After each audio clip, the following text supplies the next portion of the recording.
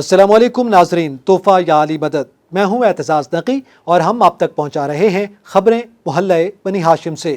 سب سے پہلے head lines. یزید کی امام سجاد سے ملاقات، یزید نے کربلا کا ذمہ دار ابن زیاد کو ٹھہرا دیا۔ آل نبی کی دمشق میں 1 سال کی قید ختم کر دی گئی۔ سادات کا قافلہ محلہ بنی ہاشم واپس پہنچ گیا، مدینہ سوگوار، ہر طرف چیخو پکار، گریہ و ماتم۔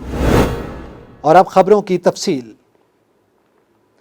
یزید کی امام سجاد سے ملاقات، یزید نے کربلا کا ذمہ دار ابن زیاد کو ٹھہرا دیا۔ یزید نے جب حالات قابو سے باہر ہوتے دیکھے تو اس نے امام سجاد سے ملاقات میں خود کو قتل حسین سے بری ظاہر کرنے کی کوشش کی۔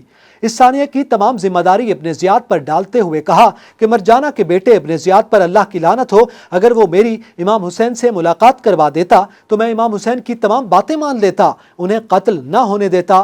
یزید نے امام سجاد سے درخواست کی کہ میں اس سارے واقعے پر شرمندہ ہوں، آپ کو آپ کے گھر والوں کے ہمراہ عزت و احترام کے ساتھ مدینے بھجوا دیتا ہوں۔ آل نبی کی دمشق میں 1 سال کی قید ختم کر دی گئی۔ اہل بیت رسول دمشق میں 1 سال قید رہے۔ 2 صفر 62 ہجری کو علی کے گھرانے اور محمد کی آل کے یہ نفوس قدسیہ نعمان بن بشیر انصاری کی نگہداشت میں شام سے روانہ ہوئے۔ کربلا میں قیام کے بعد مدینہ پہنچے۔ نعمان بن بشیر انصاری کوفے کا وہ سابق گورنر تھا جسے برطرف کر کے ابن زیاد کو کوفے کا گورنر بنایا گیا تھا۔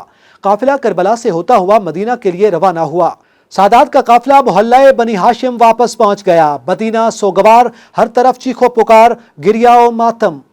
اطلاعات کے مطابق آل نبی کا قافلہ کربلا اور دمشق کے مظالم برداشت کرتا ہوا واپس مدینہ پہنچ چکا ہے۔ جب اہل بیت رسول کا قافلہ مدینہ پہنچا تو کوہرام مچ گیا۔ مرد و زن اور بچے بچیاں اہل بیت رسول پر غموں کے پہاڑ ٹوٹنے پر نوحہ کناں ہیں۔ ہر طرف چیخو پکار کی صدائیں آ رہی ہیں۔ ظالموں، روز حشر اپنے نبی کو کیا جواب دو گے؟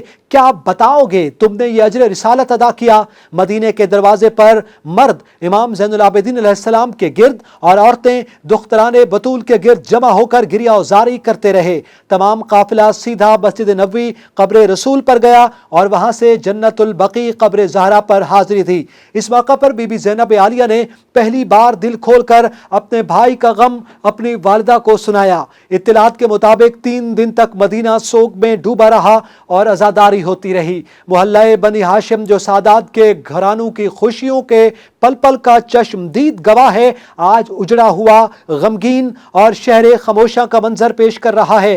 جس دہلیز پر فرشتے دن رات آتے جاتے اس دہلیز کے مکین موتیوں کی طرح بکھر چکے ہیں۔ محلہ بنی ہاشم اپنی عظمت رفتہ کا پھر سے منتظر ہے کہ جب زمانے کا آخری محمد ظہور کر کے اس محلے کو دوبارہ آباد کرے گا۔ آپ وزٹ کر سکتے ہیں ہماری ویب سائٹ www.tv110.com، فالو کیجئے ہمارا فیس بک پیج اور سبسکرائب کیجئے ہمارا یوٹیوب چینل۔ ہم امید کرتے ہیں آپ کو ہماری یہ کاوش پسند آئی ہوگی۔ مزید اس طرح کے پروگرامز کے ساتھ پھر حاضر ہوتے رہیں گے۔ اپنی رائے سے ہمیں آگاہ رکھیے گا۔ اجازت دیجئے، اللہ نگہبان، تحفہ یا علی مدد۔